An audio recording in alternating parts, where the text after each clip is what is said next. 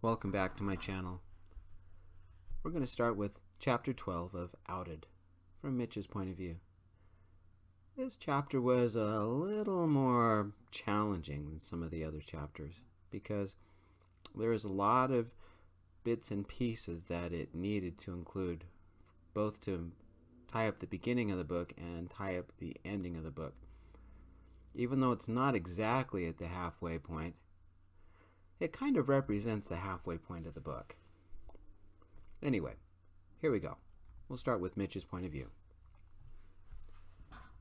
The air smelled of coffee and antiseptic cleaner and bandages, not the old socks of Jared's room, or the dusty smell of the Parker home, or the morning bacon and eggs that Mrs. Parker made, or the depressing lavender smell of the monster house.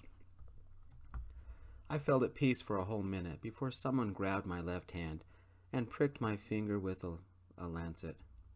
I tried to pull my hand away, but someone held it a moment, then released it. "Just take it easy. I'll be done in a moment," said a woman. I tried to sit up, but gentle hands pushed me back down onto the slanted pillow rest. Slanted like a hospital bed.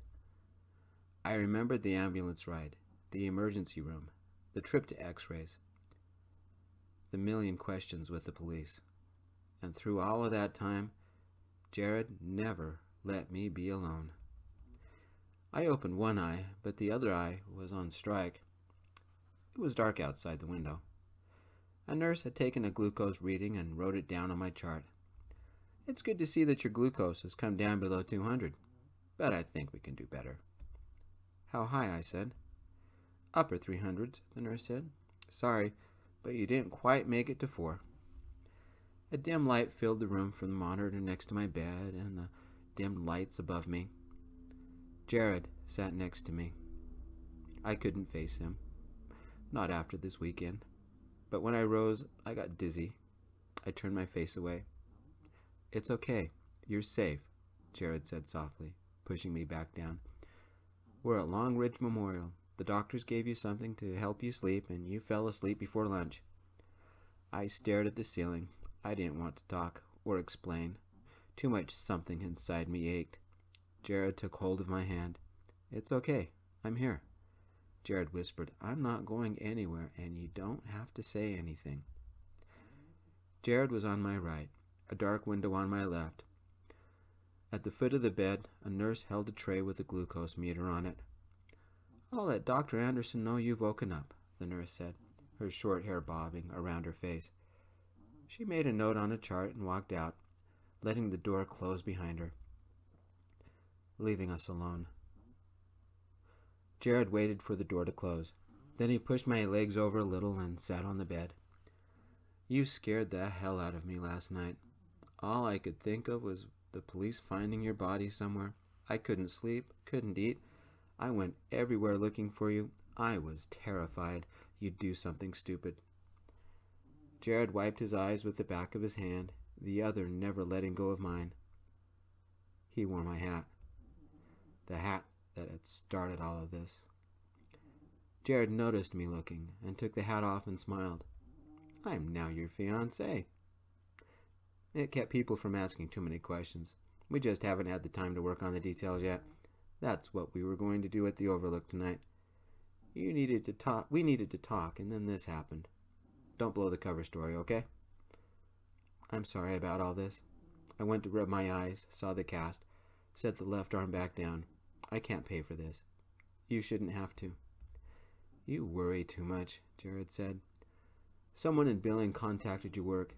Mrs. Harding came over with the insurance information and those flowers. She thinks I'm your fiancé too. A good-looking fiancé at that." Everything was so different. Everybody knew now, and that made my neck tighten, and the headache wouldn't go away. One night, and my life shattered. How many people know? The dojo, Robert, the Hardings, my work. I imagine everyone at your work. Everyone here at the hospital, the police, all your old neighbors, Jared said. "You're going to have to add a couple of pages to the list you made." "I found the letter in your journal." I squeezed my eyes shut and took a deep breath. "You read it?" Jared nodded, his thumb rubbing the back of my hand. "I read your entire journal and it made me cry. I finally got to know you, and it feels like I almost lost you. I kept watching the damn video over and over, and I... Jared turned away and bit his bottom lip. "The worst night of your life, and I felt so completely helpless." I leaned forward and pulled Jared to me. "Thanks." "For what?" I fell back onto the pillow. "For not hating me. I'm saving that for Bailey." Jared. What timing? Mitch fell asleep before Dr. Anderson showed up. Mitch sounded the same, but the sadness of the old high school days is back. The emotionless vampire is not so emotionless after all. I had never noticed before. I left the room and walked the main floor to the cafeteria. After grabbing a lasagna and garlic bread, I walked back upstairs to Mitch's room. Since reading the journal, something had changed inside me. Mitch was more of a person now. That didn't make sense. Mitch was always a person, of course, but I saw something deeper in Mitch than I did before. I couldn't explain it, but reading through everything Mitch had written somehow made Mitch more important to me. And the letter at the end, all the things Mitch couldn't say, all the feelings, everything he had kept hidden all these years, all bottled up into one letter. One terrifyingly beautiful, heartbreaking letter. I pushed open Mitch's door and set the tray of food on the bed next to Mitch. Mitch couldn't have died, right? But it sure felt like it. I had never been afraid for someone like that before, even for Mom. I took Mitch's hand in my own. Mitch would be all right. The bruises would heal. The bone would mend. The swelling would go down. Mitch would heal. But I wouldn't. When I closed my eyes, I saw a dirty and bruised and broken Mitch stumbling into the dojo. I leaned my head onto Mitch's hand and listened to the quiet beeping of the heart monitor. So even, so rhythmic. I awakened, still holding Mitch's hand, my neck stiff from the odd angle. It was still dark outside. "My turn to ask," Mitch said quietly. "Are you okay?" "Depends on your definition," I said. Mitch shifted over in the narrow bed. "Get up here. We'll pretend it's the truck and we're out at the overlook looking at the meteor shower. We can talk for hours." I climbed onto the bed, shifting Mitch over a little. "What will we tell the nurses?" "They already think you're my fiancé," Mitch said, trying to smile but failing. "Wait, does that mean I proposed?" "In your dreams," I said, and tried not to tear up. "Obviously, I gave you the ring and you dropped it." "Then I picked it up and put it on your finger," Mitch said, adjusting the pillow a little. "Will we change? Will me being gay change things between us? Did I ruin everything?" "It means that when we go to some bar, we won't be competing with each other. I mean, look at you. How can I compete with your abs?"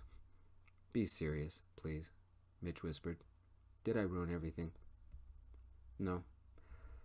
I took hold of Mitch's hand again. "Here goes. But maybe I did. You aren't the only one who's been hiding things over the years." "You've got a dark secret? You?" "It's more of a medium gray kind of secret. 2 secrets, really. They're not glamorous or exciting, but, well..." "What are they?" Mitch leaned up on his right arm, careful of the IV cord, so he could look at me. "Something I should have told you a long, long time ago." I stared at the ceiling. "It's something I don't know how to deal with, and you made it worse when you paid off your damn truck. You don't have any debts. You're independent. You said the other day how much you wished you could be me. Well, I wish I could be you."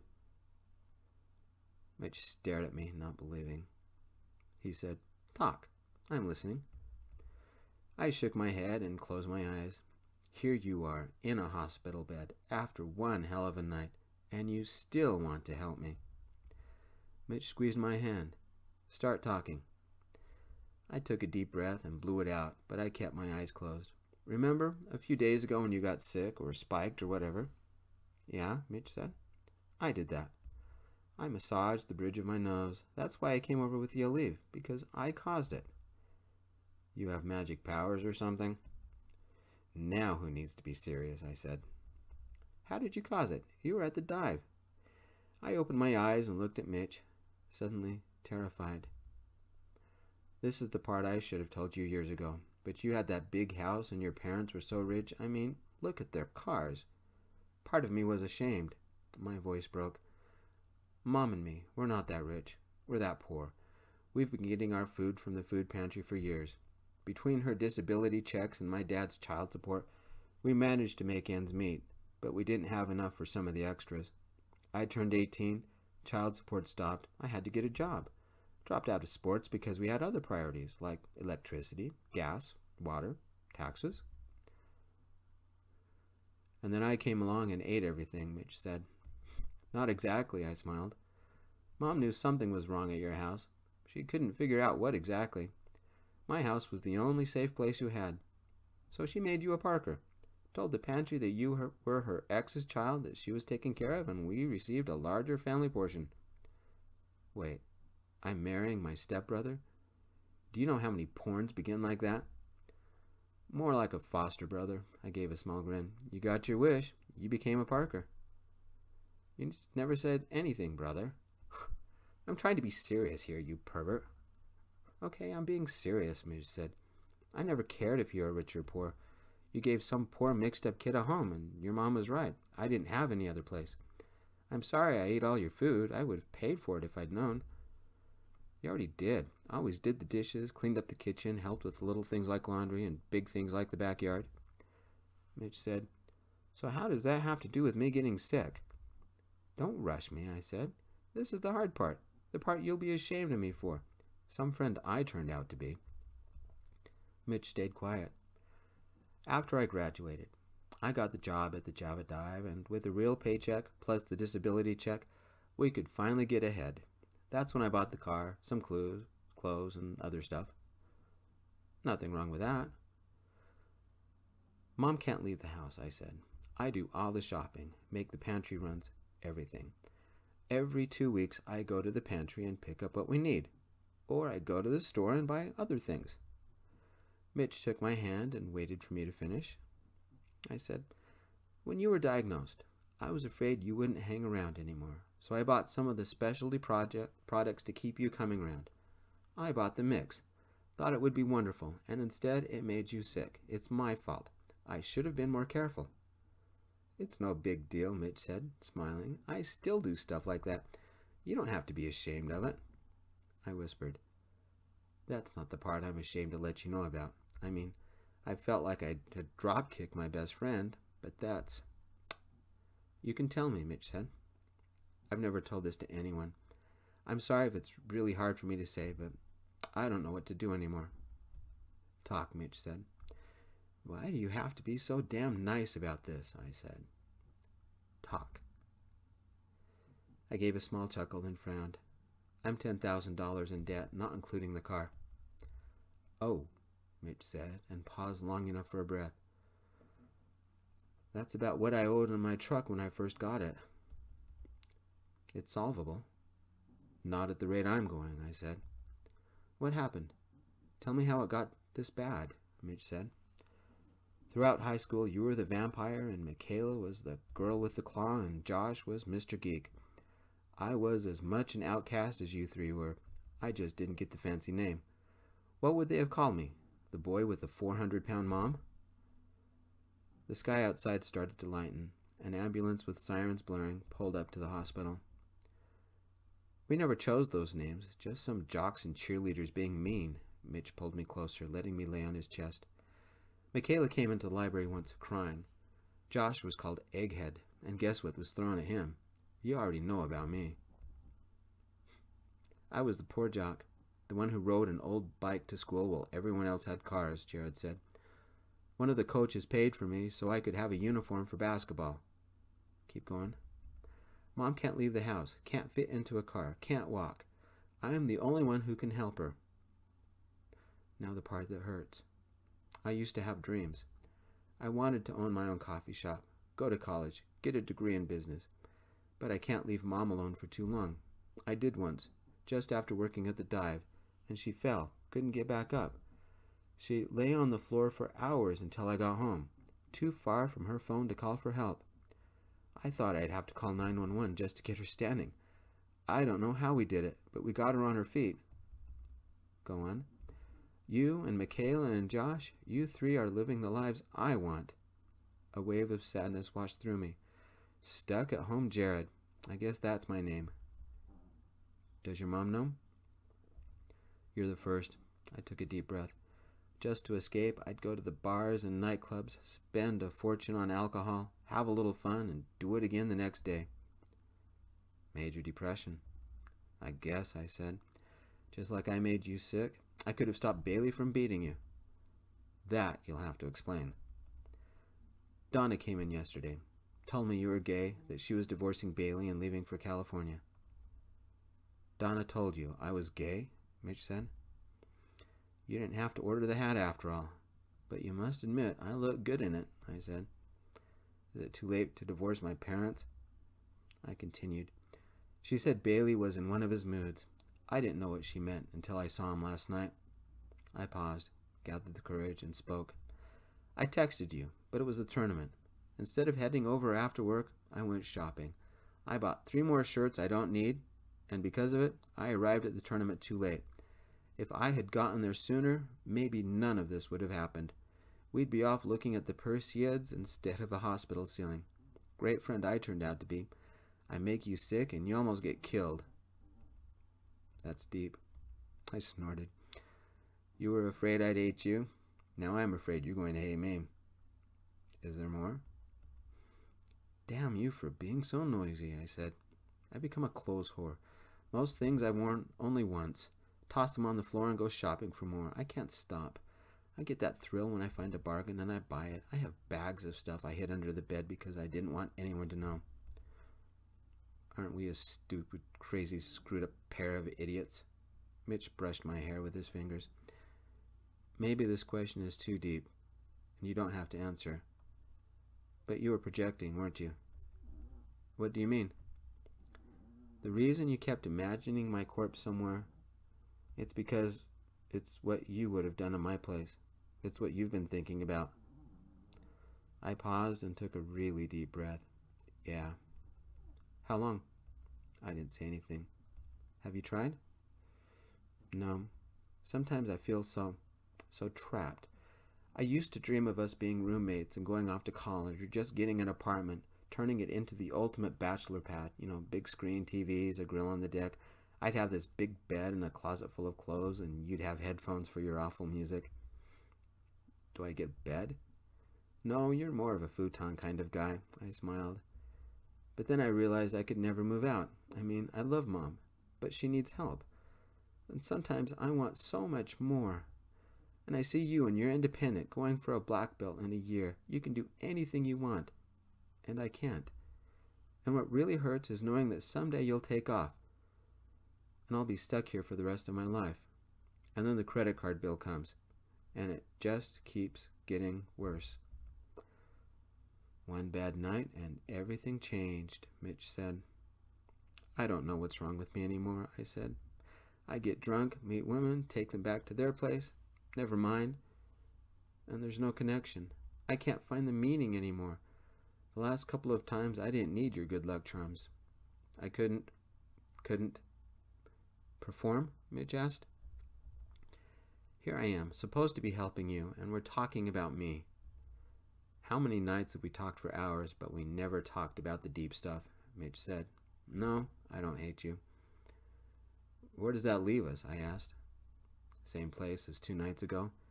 Best friends, but now we know how screwed up we are. You have one advantage over me, though. Oh? I said. What's that? You're not scarred for life. Mitch touched the cut on his cheek. Oh, I don't know. I think the right girl, guy, will find it sexy. Pervert, Mitch said. I couldn't resist our old sparring match. That's why you love me. I swear Mitch looked like he wanted to kiss me. Would that have been a bad thing? The door opened and the nurse walked in, followed by Officer Lopez. The nurse walked over to Mitch, checked the readings, did another glucose check. 150. Outstanding. I still think we can do better. She made some notes and walked out. Officer Lopez took one of the seats, pulled it up to the bed, and took his hat off as he sat. "Tonight was the first night in days we haven't been called over to your house, Mitch. How are you feeling?" "Better. The cast helps and my face isn't bleeding anymore. Thanks." "I don't know what to say. Just thanks." Mitch's eyes brimmed. "You're welcome." Officer Lopez reached into his pocket and pulled out a small green package. "I guess I took this case a little more personally than some of the others. You see, Z came out to me a couple of months ago, and I got so angry with what your father did. One of my friends told me to walk away from your house and see if anybody had collected pictures or videos." "I call him Bailey. He hasn't been my dad for years," Mitch said. "And that house? I just call it the Monster House." "Did you make a statement?" Lopez asked. "Somewhere after the emergency room and on the way to x-rays," Mitch said.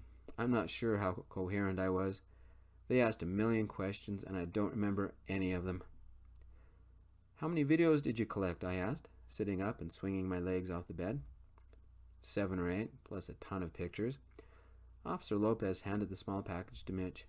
"This is from Z. I guess you work with him on Saturdays. He was so worried he pulled it off his vest and made me promise I would give it to you.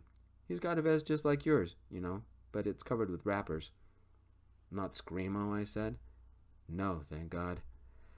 Mitch opened the package. It was a pin of a hand holding the peace sign with the rainbow stripes across it. "Tell Z thanks."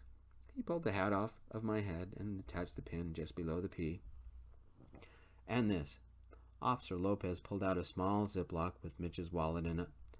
"One of the firemen rescued it from the fire. Normally it takes weeks before the investigation releases personal property, but I told them you needed it. So they photographed what they needed, made an inventory, and here it is." He handed the wallet over. "Thanks again." Mitch accepted the wallet. "You don't know how I stressed about finding replacements." "The outside is a bit charred, but the inside is still good, more or less. I've tucked in the case number. You might need it to use it to get replacements. And my cell number, just in case." "What about Bailey?" I asked. Officer Lopez shook his head. "Let's just say the charges are way beyond public nuisance. He sees the judge Friday. Word is, the lawyer representing him took a look at the videos and pictures of you at that night, then at the dojo the next morning, and in the emergency room, and advised Bailey that he was screwed.